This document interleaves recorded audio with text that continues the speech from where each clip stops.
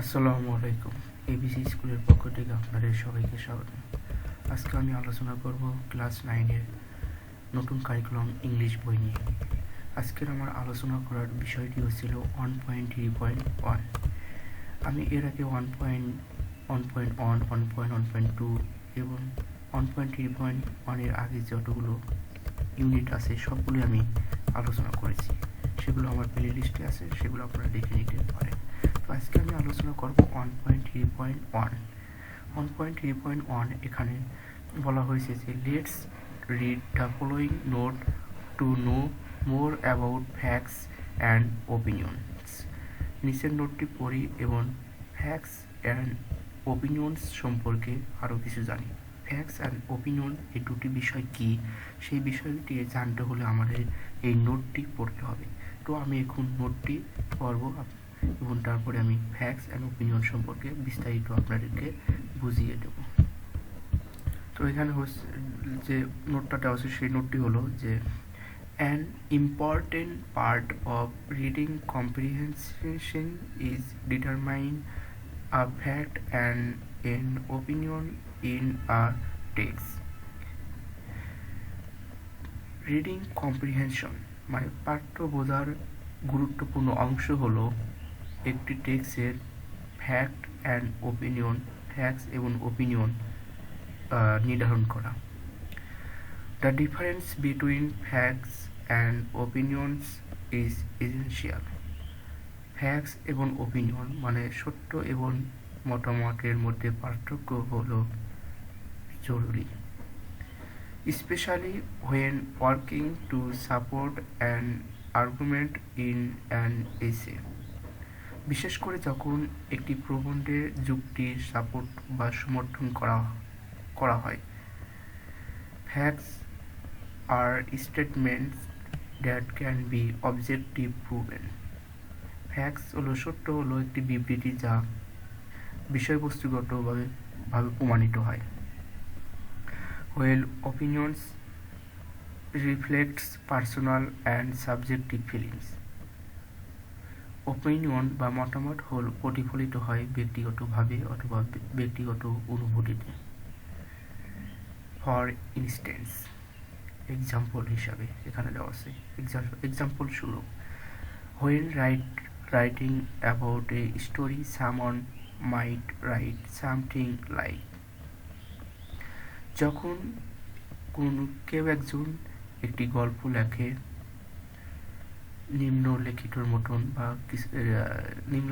মতন, যেমন এখানে বলছে যে the author did an awesome job writing about the main character. প্রধান চরিত্র সম্পর্কে জব রাইটিং মানে কাজ লেখার অসাম, লেখকের অসাম, কাজ লেখা awesome. However, this statement would be an opinion because the idea that the author's job was awesome is subjective and may vary depending on the reader। যাই হোক, এই বিবৃতি হচ্ছে একটি ওপিনিয়ন, কারণ ধারণাটি লেখকের কাছে অসাম ছিল, যার কারণে এটি একটি ব্যক্তিগত এবং এটি পাঠকের উপর নির্ভর করতে পারে। তো ওপিনিয়ন হলো লেখক যখন তার ব্যক্তিগতভাবে তার নিজস্ব মতামত যখন তার গল্পটি লিখবে অথবা প্রকাশ করবে, সেটি হবে ওপিনিয়ন, সেটি হবে হলো মতামত। এরপর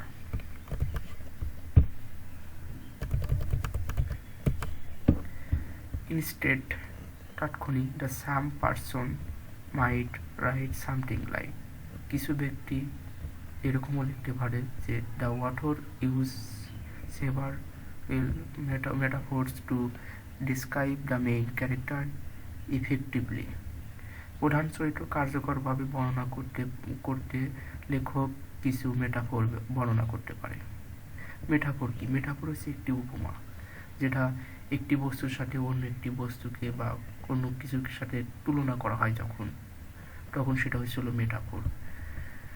This would be a fact because the writer would be able to point our metaphors in the text that prove this. এটি ফ্যাক হতে পারে কারণ লেখক মেটাফোর ব্যবহার করতে সক্ষম। যখন টেক্সটে মেটাফোর ব্যবহার করতে সক্ষম হবে বা এটি প্রমাণিত হবে তখন এটি একটি ফ্যাক হবে বা সত্য হবে।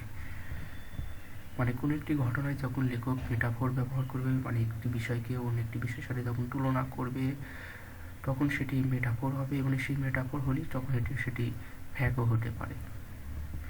when we read a text, যখন আমরা একটি টেক্সট পড়ি, it is not always easy to distinguish between facts and opinions.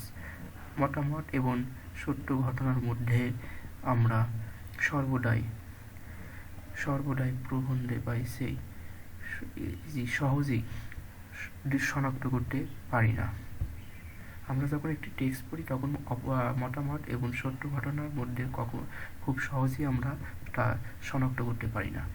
এরপর বলছে যে টু আইডেন্টিফাই দেম, তাদেরকে শনাক্ত করতে we need to read the passage sentence by sentence, ask to question. আমরা তাদেরকে শনাক্ত করতে আমরা প্যাসেজটি পড়ার পর প্যাসেজটি সেন্টেন্স বাই সেন্টেন্স প্যাসেজটি পড়তে হবে এবং দুটি কোশ্চেন জিজ্ঞাসা করতে হবে।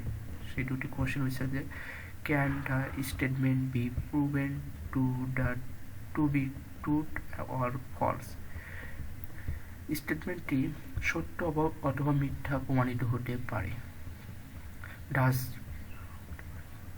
The statement express the author's personal beliefs or emotional about the topic সম্পর্কে লেখকের যে বিবৃতি, লেখকের সেই ব্যক্তিগত বিশ্বাস বা ধারণা বা ইমোশনাল প্রকাশ পেয়েছে কিনা সেটি দেখতে হবে। এই দুটি কোশ্চেন যদি আমরা যে কোনো একটি টেক্সটের প্রতি লক্ষ্য করি তাহলে আমরা খুব সহজেই ওপিনিয়নস এবং ফ্যাক্টস নির্ণয় করতে পারবো।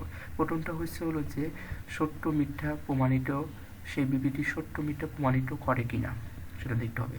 দ্বিতীয়ত সেই বিবৃতি কি প্রকাশ করছে, লেখকের ব্যক্তিগত বিশ্বাস, ধারণা এবং ইমোশনাল সম্পর্কে ওই টপিকটি কিনা সেটি দেখতে হবে। এরপর if the answer to the first question, প্রথম প্রশ্ন হচ্ছিল যে it is can not be proven, যদি এটি প্রমাণিত না হয়।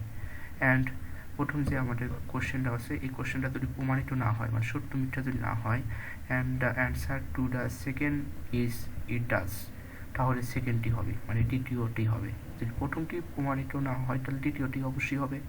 Then the statement is an opinion, তখন এই বিবৃতি হবে ওপিনিয়ন, মতামত। যদি প্রথমটি যদি সত্য মিথ্যা না হয় তাহলে অবশ্যই দ্বিতীয়টি হবে, সেটি হলো ওপিনিয়ন। দ্বিতীয় কোশ্চেনের অ্যান্সারের সাথে যদি মিল পাওয়া যায় তাহলে সেটি হবে opinion. On the other hand, if the answer to the first question, যদি প্রথম কোশ্চেনটা ইট ক্যান বি প্রুভেন প্রমাণিত হতে পারে, and the answer to the second is does not it, মানে সেকেন্ডটি যদি প্রমাণিত না হয়, then the statement is fact, তাহলে ঘটনাটি হবে ফ্যাক্ট, সত্য হবে। You can also look for certain clues or to distinguish between facts and opinions in a text, একটি টেক্সটের মধ্যে মতামত এবং সত্য ঘটনার মধ্যে ডিস্টিংগুইশ পার্থক্য লক্ষ্য করতে পারি, বা আমরা একটু লক্ষ্য করলে সেটি নিশ্চিত শনাক্ত করতে পারি। Authors often use the following way to write a fact, একটি ফ্যাক্টস লেখার যে উপায়, নিম্নলিখিত যে উপায়গুলো আছে সেগুলো অথর ব্যবহার করে। মানে একটি টেক্সটের ফ্যাক্টস কিনা বা ওপিনিয়ন কিনা সেটা কীভাবে বুঝবো, সেটি যদি সেই টেক্সটে যদি এই তিনটা কোশ্চেন থাকে, তিনটা বৈশিষ্ট্য থাকে, তাহলে অবশ্যই সেটি হবে ফ্যাক্টস। যেমন প্রথম বৈশিষ্ট্য হচ্ছে দ্য রিসার্চ কনফাইন্স, দ্বিতীয় হচ্ছে it is recently discovered that, recent finding reveal that, মানে সাম্প্রতিক আবিষ্কার যা সাম্প্রতিক প্রকাশিত হয়েছে। বা অ্যাকর্ডিং টু সোর্স, অ্যাকর্ডিং মানে অনেক টেক্সটের ভিডিও থাকে according the news, according the লেখক, এরকম বা সোর্স থাকে, বা এরকম সোর্স থাকলে সেটি হবে ফ্যাক্ট। আর usually followed by a fact, একটি ফ্যাক্ট নিম্নলিখিত অনুসারে হয়। হাউএভার, যাই হোক, it can also introduce an opinion, এটি আরও একটি ওপিনিয়ন পরিচয় করতে পারে। যেমন it is important to know that the source of the fact should be credible and trustworthy. এটি খুবই গুরুত্বপূর্ণ জানা যে একটি ঘটনার, সত্য ঘটনার সোর্স এটি বিশ্বাসযোগ্য বা এটি নির্ভরযোগ্য হতে পারে। এটি একটি নির্ভরযোগ্য হতে পারে অথবা বিশ্বাসযোগ্য হতে পারে। Conversely, authors use the following clue to give in their opinion, তাদের মতামত নিম্নলিখিত প্রকাশ করে। যেমন যদি ওপিনিয়ন হয় তাহলে লেখক এই মতামতগুলো তার টেক্সটে প্রকাশ করে। যেমন আই থিঙ্ক, আমি জানি, আই বিলিভ, আমি বিশ্বাস করি, I feel, in my opinion, some people think, কিছু লোক জানে বা কিছু লোক মনে করে, মাই ফ্রেন্ড থিঙ্কস, আমার বন্ধু মনে করে, মাই parent thinks, some people claim argue, কিছু লোক দাবি করে অথবা যুক্তি দেয়, হি অথবা শি ক্লাইমস অর আর্গু। এগুলো থাকলে অবশ্যই সেটি হবে ওপিনিয়ন।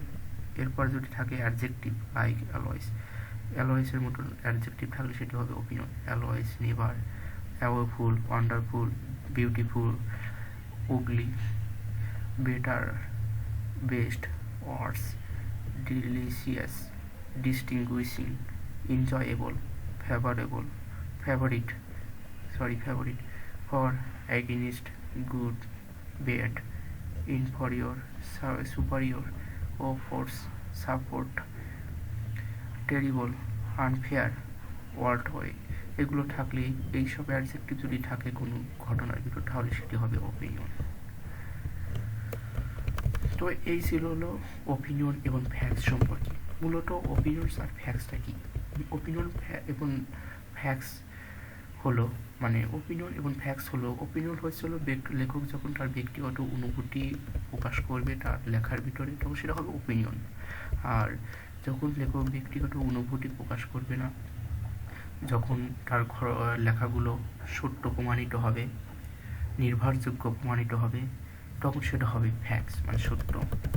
তো এরপর আমরা 1.3.2 এটি সলভ করব। তো এখানে বলছে যে now read the note on facts and opinions again and sources. The suitable characteristic from the following list and arrange them in the two columns below. Afterwards, share your idea. এখন ঘটনা এবং মতামত বিষয়ক নোটটি আবার পড়ো এবং নিচের তালিকা থেকে এর যথাযথ বৈশিষ্ট্যগুলো বাছাই করো এবং নিচের সারিতে সাজাও।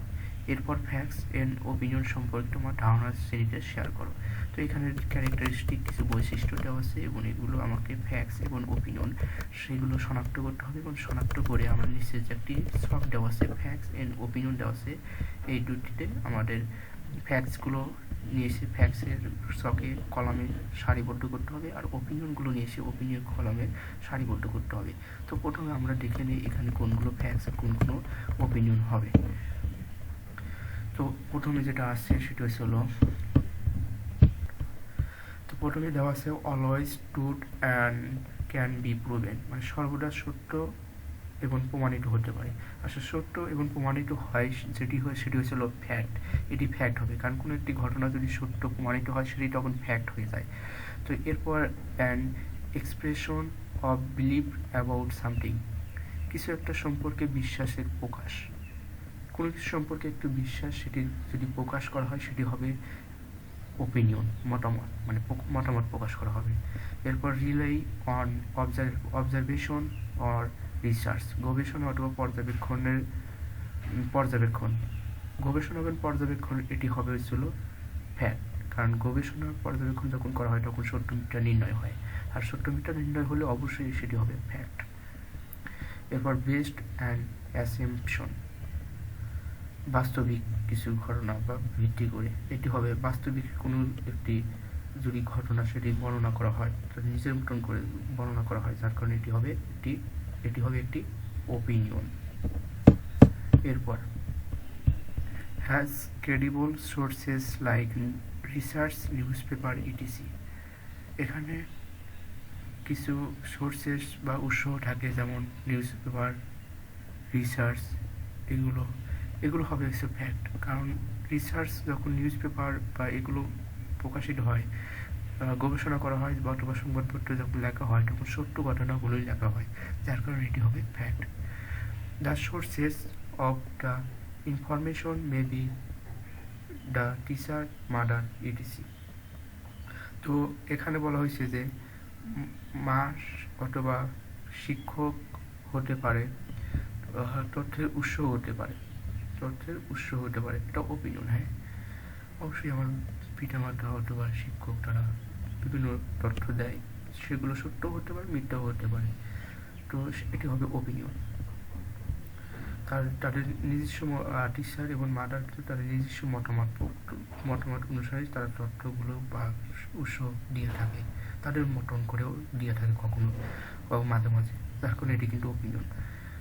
এরপর to me walking is the best way to visit a new place. এখানে টু মি মানে আমার কাছে একটি নতুন জায়গায় ভিজিট করা, পরিদর্শন করা হয়েছে সবচেয়ে ভালো উপায় ছিল হাঁটা হয়েছে সবচেয়ে ভালো উপায়। তবে এটা কিন্তু আমার কাছে, মানে অন্যের কাছে এটা নাও হতে পারে, তাহলে এটি কিন্তু আমার ব্যক্তিগত মতামত। তাহলে ব্যক্তিগত মতামত হলে সেটি হয় ওপিনিয়ন, তাহলে এটি হবে ওপিনিয়ন। এরপর my mother has a driving licence. আমার মায়ের একটি ড্রাইভিং লাইসেন্স রয়েছে। তো আমার মায়ের কাছে একটি ড্রাইভার লাইসেন্স আছে, এটি কিন্তু প্রমাণিত। যেহেতু এটি প্রমাণিত, তাহলে এটি একটি ফ্যাক্ট। ইউনিভার্সাল, সর্বজনীন, এটাও কিন্তু একটি ফ্যাক্ট, কারণ সর্বজনীন এটা কিন্তু প্রমাণিত। এরপর ভ্যারাইজ from one person to next, মানে একজন ব্যক্তি থেকে পরবর্তী ব্যক্তির যে ভ্যারাইজ, সেটি হয় একটি মতামত, সেটি কিন্তু একটি ওপিনিয়নই হবে, এটি একটি ওপিনিয়ন। এরপর ছিল ডিবেটেবল, বিতর্ক, এটিও কিন্তু একটি মতামত, নিজের মতামত সেখানে প্রকাশ করা যায়, তাহলে এটি একটি ওপিনিয়ন। তারপরে has the power to influence or persuasible others, এখন এটিও কিন্তু একটি ওপিনিয়ন্স আমরা বলতে পারি, কারণ এখানে কিন্তু অনুভূতি প্রকাশ করার যে ক্ষমতা সেটাই বলা হয়েছে। তারপরে বলা হয়েছে according to the new nation the literacy rate. According to the new nation অনুসারে, এখানে দ্য নিউ নেশন এটি একটি পত্রিকার নাম, নিউজ প্যাটার্নের নাম। তো আমরা এর আগে নোটে পড়েছি যে অ্যাকর্ডিং টু এরপরে যদি কোনো সোর্সের নাম থাকে তাহলে সেটা হবে ফ্যাক্ট। তাহলে অ্যাকর্ডিং টু এরপরে কিন্তু দ্য নিউ নেশন এটি একটি সোর্সের মানে একটি পত্রিকার নাম, তাহলে অবশ্যই এটি হবে ফ্যাক্ট। তারপর সাপোর্টেড বাই এভিডেন্স, প্রমাণ দ্বারা সাপোর্টেড, এটিও কিন্তু ফ্যাক্ট, কারণ প্রমাণিত হয়েছে। তারপর involve our physical sense like hearing, seeing, smell, touching আর টেস্টিং, এগুলো কিন্তু এটিও একটি ওপিনিয়ন হবে, কারণ আমরা শারীরিক যে সেন্স অনুভূতি আছে সেগুলো দ্বারা, শারীরিক ইন্দ্রিয় দ্বারা আমরা ইন্দ্রিয়র সাথে এগুলো জড়িত, এগুলো আমরা নিজেদের মতন করে প্রকাশ করতে পারি, তাহলে এটি একটি ওপিনিয়ন। তো বন্ধুরা, এই হলো আমাদের ফ্যাক্টস এবং ওপিনিয়ন বিষয়গুলো নিয়ে।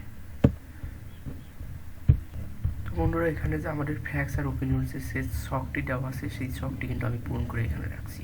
তো আপনারা এখানে চাইলে এখান থেকে আপনারা নোট করে নিতে পারেন।